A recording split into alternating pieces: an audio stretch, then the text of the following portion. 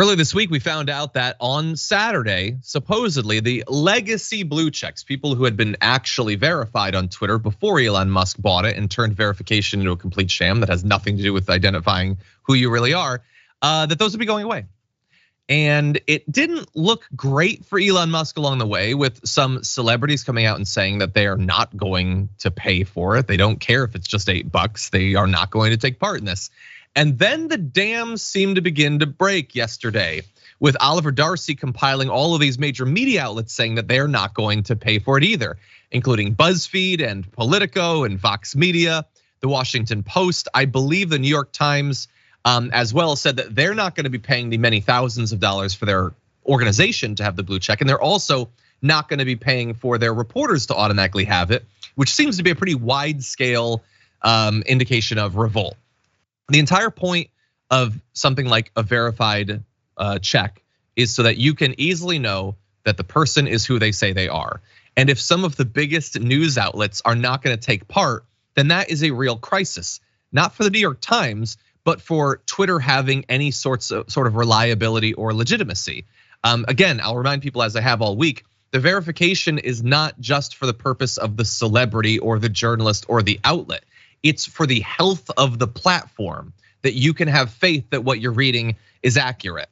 And it appears that Elon Musk is worried about this revolt, because it was announced earlier today that Twitter is going to exempt the 10,000 most followed companies and organizations from the $1,000 monthly verified status charge, which is a good sign in that it shows that he is responding to the fact that more and more people are saying they're not going to pay. I announced earlier this week, I'm not going to be paying to continue mine.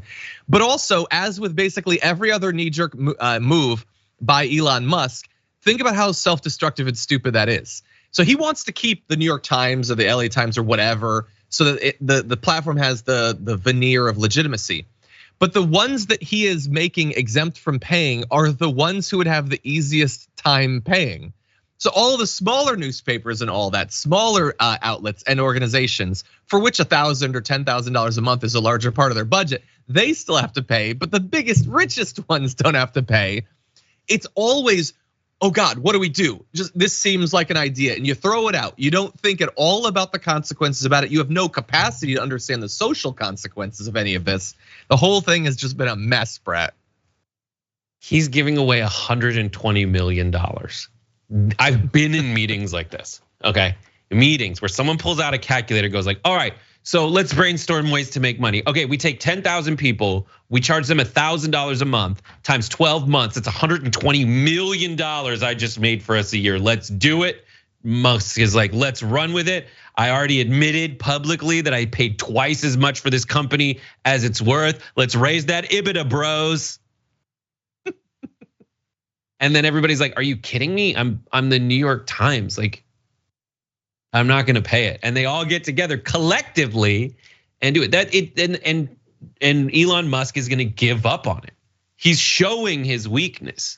And that's not good for his negotiation. He gave up on this. He's not good at negotiation, is what I'm learning from Elon Musk at this time. This alpha bro is blinking nonstop.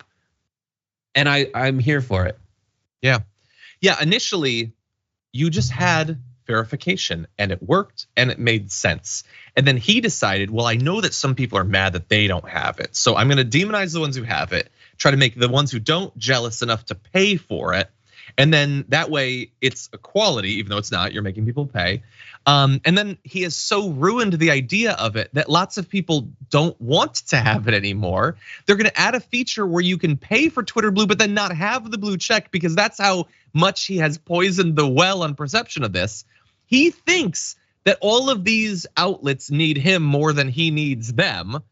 And now he's effectively going to be paying them to keep the blue check, because he doesn't want it to be a thing where now it's a mark of shame, where it's actually better to not have the blue check. So the entire thing is just a mess. God, that people think he's a genius. But that is inside Silicon Valley. That is Silicon Valley elitism 101. It's there's a bunch of people who are just looking for money.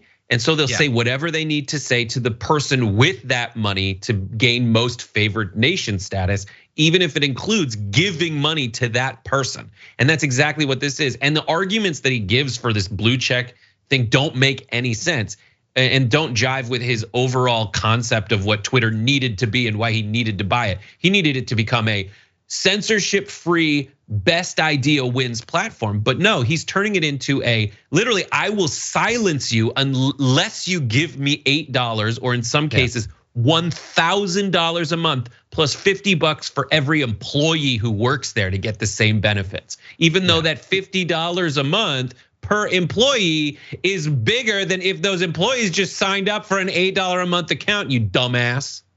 100%. Yeah, it looks like it's just gonna be a pay platform eventually. That's what it looks like. I mean, effectively it will be. You're not going to be able to be seen unless you pay. So yeah, power to the people.